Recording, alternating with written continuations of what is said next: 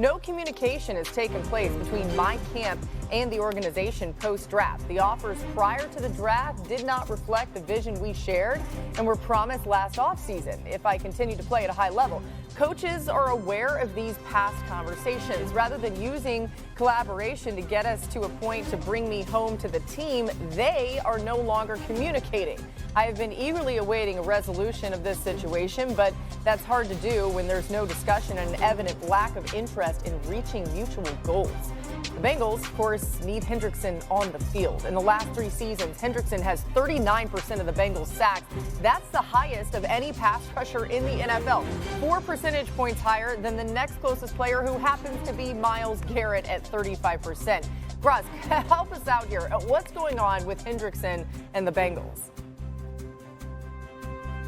Obviously, he's frustrated that the Bengals haven't offered him what he feels he deserves, and he's frustrated at the pace of the negotiations. Now, we have heard from Bengals front office people earlier this offseason. They feel that they've made fair offers to Trey Hendrickson and that he should be happy with them, but he's obviously not. Look, he says no communication since the draft. The draft was 2 weeks ago, so that's not necessarily like a massive gulf of time, and certainly no deadlines have been missed. But when the Bengals have had issues getting veterans signed to extensions in the past, the issue has been future year guarantees. They have traditionally not guaranteed any money beyond the first year of the contract in these veteran deals. They made exceptions for Joe Burrow and most recently Jamar Chase and T. Higgins. So if you're Trey Hendrickson, you just led the league in sacks, you're probably thinking, well, why not me too? If there's an answer, it's that those 3 guys were 26 years old at the times they signed their deals. Trey Hendrickson is 30. That's a significant difference to an NFL team in terms of age, and it's entirely possible that the Bengals would be more hesitant to guarantee money further out in the deal than they were with the younger stars on their roster. Yeah, it's really interesting. I mean, even if you look at the production and say, well, certainly that doesn't matter as it relates to the age, because the production is just about as good as it could be, but still a very interesting perspective into how different organizations do things. Damian, what do you think of the public negotiations by Hendrickson? Because maybe this was avoidable, but now it's all out there, right? You know, the Bengals are doing so well. They were doing so well. They signing both of the wide receivers, and it seems like the Bengals have gone back bangling again with Trey Hendrickson. I mean, you're talking about a guy over the last 2 seasons has 35 sacks.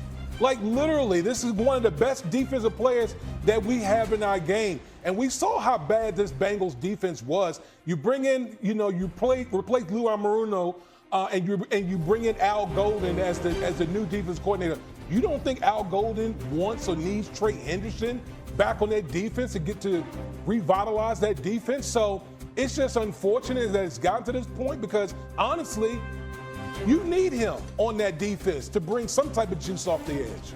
Yeah, I mean, D-Wood, I agree. I think, Mina, you're going to agree too. But they did draft Shamar Stewart in the first round. Bit of a wild card in some ways. But is Hendrickson still indispensable for this defense?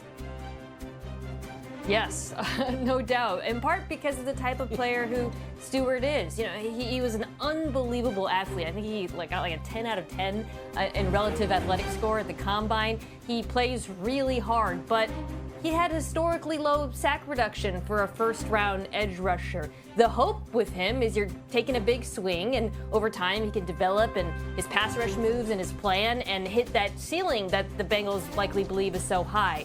That plan doesn't work if there's not a proven pass rusher across from him, in my opinion.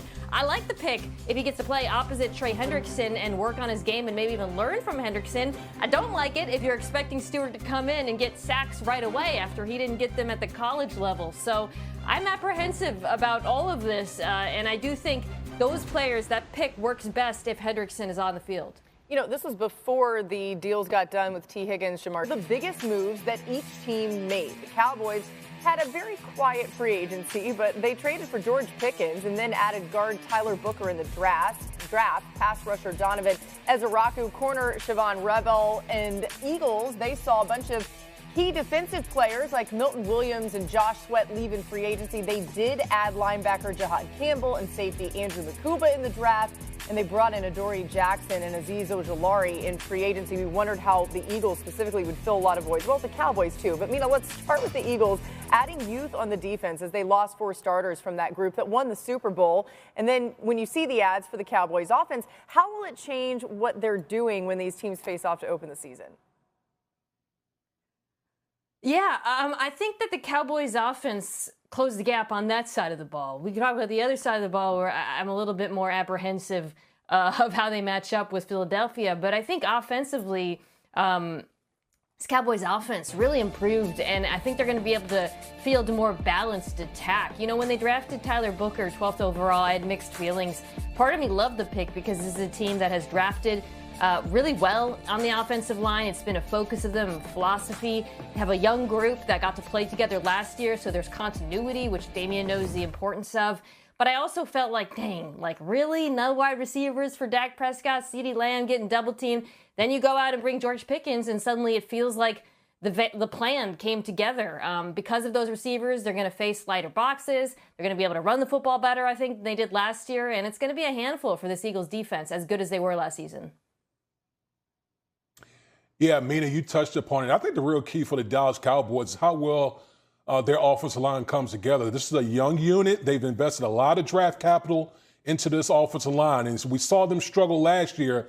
But I think as, you know, with continuity, those guys start to trust each other and start playing better. And I think for this whole thing to come together for the Dallas Cowboys on offense, the offensive line and that rushing attack is going to be the key. Because last year, the Dallas Cowboys were 27th in rushing. I think that's too, you know, you don't want to be too top heavy going, especially going up against a team like the Philadelphia Eagles. So if this offensive line comes together, boy, they have something cooking in Dallas.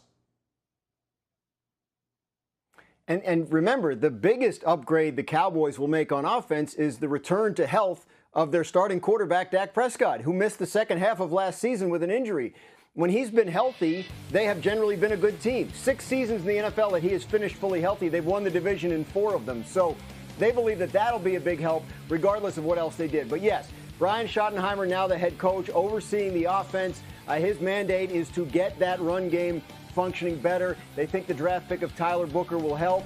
They've added a couple pieces at the running back position in free agency, but they could still poke around. There are potential trades out there, so they'll keep their eyes open for that. But yes, the George Pickens addition gives them the number 2 wide receiver they were looking for since the start of the offseason. Mina, I believe if Teteroa McMillan had still been there at 12, he's probably their pick. But since he wasn't, they went with the guy in Tyler Booker, who they had ranked as their top offensive lineman in the entire draft. Yeah, a reminder that Dak Prescott missed both of the games against the Eagles last season, so certainly this Cowboys team looks a lot different with him at the helm. Mina, when you look at the Eagles offense, the biggest change, new offensive coordinator Kevin Patullo, who they promoted from within. Now, the last time they did that, of course, it didn't go well. This, by the way, Jalen Hurts' 12th play caller in 10 years. What's key for the Eagles to be more successful this time around? Yeah, well, you know, on one hand, calling plays for this Eagles offense is not exactly rocket science. You got a top 3 or better offensive line, top 3 running back, top 3 wide receiver duo. You got an extremely good quarterback in Jalen Hurts, Super Bowl MVP. It's not exactly reinventing the wheel. But as you alluded to, Laura, the last time they had that change and in terms of an offensive coordinator leaving,